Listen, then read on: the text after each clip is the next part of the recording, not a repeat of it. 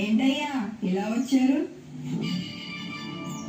అరే, ఈసారి మీ పంటని నాకు అమ్మమని చెప్పడానికి వచ్చా. లేదయ్యా,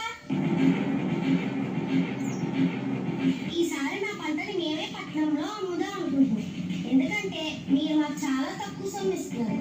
మేమే అమ్ముకుంటే రూపాయికి వస్తుందని. ఏంటి పట్టణానికి వెళ్ళి పంట అమ్ముతావా? నన్ను కాదని నీ పంటని ఎవరు కొంటారో, అసలు ఈ ఊరు నువ్వు ఎలా దాటిస్తావో నేను చూస్తా.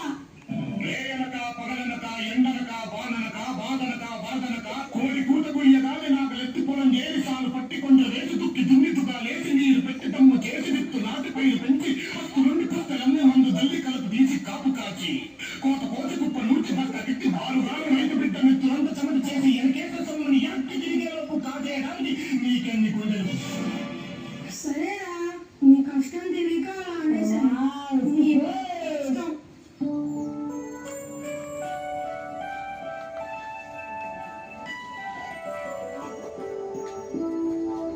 నాన్న, సంక్రాంతి దగ్గరికి వచ్చేస్తుంది. నా కొత్త బట్టలు కొనిస్తానన్నావు. నా కాలేజ్ ఫీజు కూడా ఇంకా కట్టలేదు నాన్న. నాన్న నాన్న నీకు ఒకటి తెలుసా? మొన్న జరిగిన ఎగ్జామ్స్ లో నా క్లాస్ ఫస్ట్ వచ్చింది నాన్న. అవునా బాగా తల్లి, నాకు తెలుసమ్మా. నువ్వు బాగా చదివి పెద్ద డాక్టర్ అయ్యి మన ఊరికి మంచి పేరు తీసుకొస్తావని. ఇక తండ్రి కూతురు కబుర్లు అయిపోతే పొద్దున్నే బేగా వేసి పొలానికి వెళ్ళాలి కదా.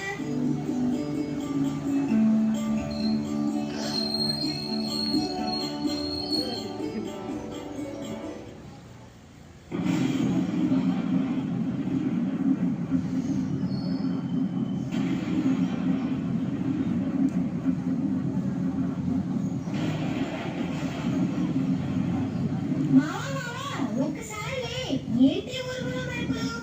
వర్షం పడేలా ఉంది. ఒక్కసారి పొలం దాకా వెళ్ళొద్దాం కదా.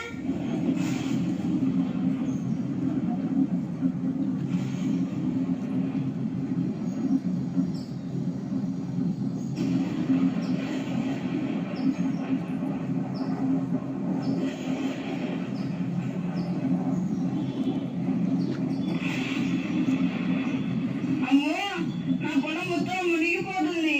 ఎవరైనా వచ్చి నా పొలాన్ని కాపాడండి. ఏదో ఒకటి చెయ్యండి. అయ్యో, నా పొలం మొత్తం మునిగిపోయిందే. నీరు నీరు నీరు రైతు పంట నీరు చూడనైన చూడరెవ్వరు గుండెలన్ని వీడు ఆశలన్ని మోడు ఆదరించు నాథుడెవ్వరు.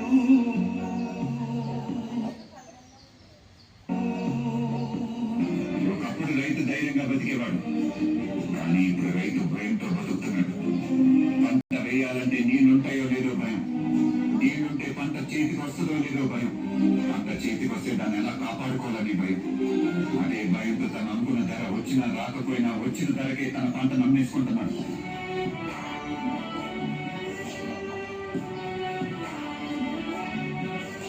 ఏమైంది నాన్న? ఏమైంది అమ్మా? ఎందుకలా బాధపడుతున్నారు? ఇంకేముందమ్మా,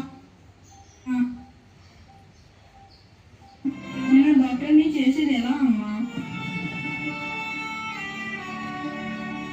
నాన్న, నీ కష్టాలు తీర్చడం కోసం వ్యవసాయాన్ని అభివృద్ధి పరిచే కొన్ని కొత్త పద్ధతులను నేను చెల్లి కలిసి తెలుసుకున్నాను నాన్న.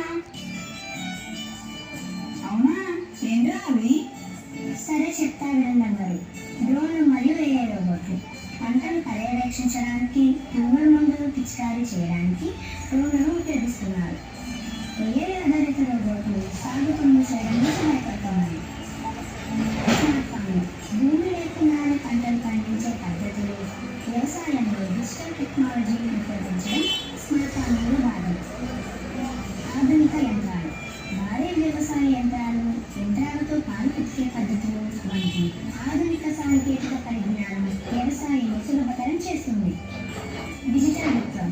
డిజిటల్ టెక్నాలజీలు వ్యవసాయంలో సరికొత్త మార్పులను తీసుకువచ్చాయి.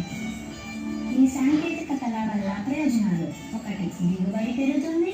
2. ఖర్చులు తగ్గుతాయి. 3. సామర్థ్యత పెరుగుతుంది. 4. సాధారణ రైతులకు లాభాలు కలుగుతాయి. ఎవరైనా అన్నం పెడితే అన్నదాత సుఖీ భవ అంటారు. అన్నదాత అంటే ఎవరు తెలుసా? వండిన వాడు, వడ్డించిన వాడు కాదు, పండించిన వాడు. వ్యవసాయానికి మించిన సాయం ఆ దేవుడు కూడా చేయలేదు. సెల్ ఫోన్ లేకపోయినా మనం బతకగలం, టీవీ లేకపోయినా బతకగలం, ఏసీ లేకపోయినా బతకగలం. కానీ అవి తయారు చేసేవాడు కోటీశ్వరుడు. కానీ అన్నం లేకుండా మనం బతకగలం. అది పండించే రైతు మాత్రం ఎప్పటికీ పేదవాడే. అందరిలో ఈ ఆలోచన మారాలి.